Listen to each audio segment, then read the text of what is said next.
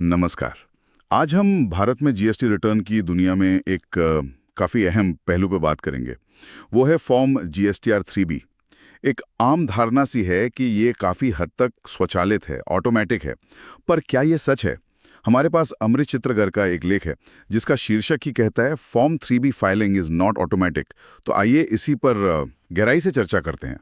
नमस्ते जी। ये एक बहुत ही प्रासंगिक विषय है आजकल। जीएसटीआर 3B सिर्फ एक फॉर्म भरना नहीं है। ये हर महीने जीएसटी डिपार्टमेंट को आपके बिजनेस की एक तरह से फाइनेंशियल हेल्थ रिपोर्ट है, और इसमें जरा सी भी चूक भारी पड़ सकती है। तो सटीकता यहाँ सबसे जरूरी है। बिल्कुल। तो आज का हमारा मकसद यही है कि इस लेख के जरिए समझें कि जीएसटीआर 3B ऑटोमेटिक क्यों नहीं है और क्यों इस पर इतनी बारीकी और सावधानी की जरूरत है, खासकर जो नए बदलाव आने वाले हैं उनको देखते हुए। तो लेख की पहली और सबसे बड़ी बात कि जीएसटीआर 3B पूरी तरह से मैनुअल है।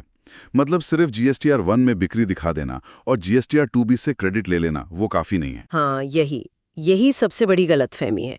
देखिए, जीएसटीआर 1 आपकी आउटवर्ड सप्लाई यानी बिक्री का ब्यौरा है। ठीक है। और जीएसटीआर 2B एक सिस्टम से बना हुआ स्टेटमेंट है जो ये दिखाता है कि आपके सप्लायर्स ने आपके लिए कितना input tax credit ITC report किया है।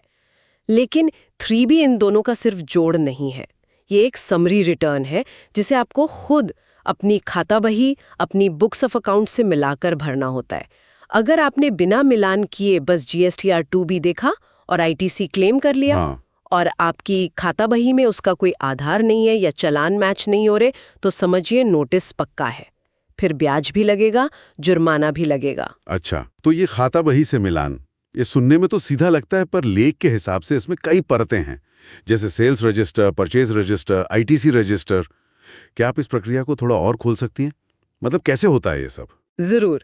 देखिए, आपकी जो खाता बही है, बुक्स ऑफ अकाउंट्स, वही आपकी फाइलिंग का असली ग्राउंड है। जीएसटीआर 3B में आप जो भी नंबर भरते हैं, चाहे वो सेल्स का हो, आईटीसी का हो, या मान लीजिए आरसीएम का हो। आरसीएम यानी रिवर्स चार्ज मैकेनिज्म, जहां कुछ केस में खरीदार टैक्स देता है सरकार को। तो हर आंकड़े का आपकी बुक्स के संबंधित लेजर से मैच होना जरूरी है। जैसे अगर आप 3B में कह रहे हैं कि मेरा आईटीसी 2,10,000 रुपए है, तो आपके आईटीसी रजिस्टर में चालान वाइज इसकी पूरी डिटेल होनी चाहिए, और ये डिटेल जीएसटीआर 2B में दिख रहे अमाउंट से भी मैच करनी चाहिए। ये मैनुअल चेक बहुत जरूरी है। तो ये मैनुअल है, और लेख में ये मासिक मिलान मतलब मंथली रिकंसिलिएशन की बात भी है, जैसे महीने की 14 से 16 तारीख तक आईटीसी रजिस्टर और जीएसटीआर 2B का मिलान। ये प्रैक्टिकली कितना संभव है, खासकर छोटे बिजनेस के लिए? थोड़ा मुश्किल नहीं होगा? मुश्किल तो है, पर संभव भी है, और अब तो बेहद जरूरी भी है।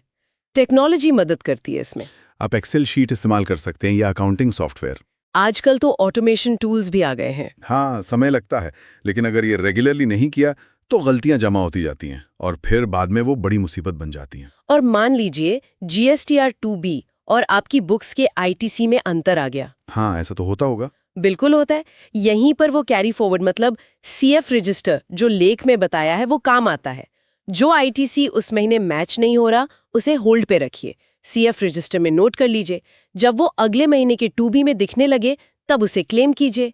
इससे डबल फायदा है, एक तो गलती नहीं होगी, दूसरा आप किसी भी ऑडिट के लिए हमेशा तैयार रहेंगे। अच्छा, ये तो हुई मौजूदा प्रक्रिया की बात, पर लेख एक बहुत बड़े बदलाव की तरफ भी इशारा कर रहा है। जुलाई 2025 से जीएसटीआर 3B भरने का तरीका बदल जाएगा। जीएसटीएन की एडवाइजरी का जिक्र है कि टैक्स देनदारियां जीएसटीआर 1 से ऑटो पॉपुलेट होंगी। इसका क्या मतलब हुआ? जी, इसका सीधा और बहुत बड़ा मतलब है। मतलब कि जीएसटीआर 1 फाइल करते वक्त अब आपको 100% 100% सटीक होना पड़ेगा। अभी क्या होता है, आप जीएसटीआर 3B में कुछ देनदारियों को, फिगर्स को एडजस्ट कर सकते हैं, लेकिन जुलाई 2025 के बाद जीएसटीआर 1 से जो आंकड़े उठकर 3B में आएंगे, आप उन्हें मैनुअली बदल नहीं पाएंगे। अगर जीएसटीआर 1 में कोई गलती हो गई, तो उसे फाइल करने से पहले ही फॉर्म जीएसटीआर 1A के जरिए ठीक करना होगा। अगर GSTR 1 फाइल हो गया और बाद में गलती पता चली तो फिर वो करेक्शन अगले महीने के रिटर्न में ही हो पाएगा। इससे ITC मिलने में भी देर हो सकती है, तो एक्यूरेसी पर जबरदस्त फोकस आ जाएगा। बाप रे, मतलब अब GSTR 1 की गलती अब सीधी GSTR 3B में रिफ्लेक्ट होगी और आप उसे वहीं ठीक नहीं कर पाएंगे। और एक और टाइम लिमिट की बात भी लेख में है। 1 जुलाई 2025 से GST पोर्टल 3 साल से ज्यादा पुराने रिटर्न फाइल नहीं करने देगा। जी हाँ, ये भी एक अहम बात है। इसका मतलब है कि अगर किसी का जून 2022 या उससे भी पहले का कोई GST रिटर्न पेंडिंग है, तो उसे 30 जून 2025 तक हर हाल में फाइल करना ही होगा।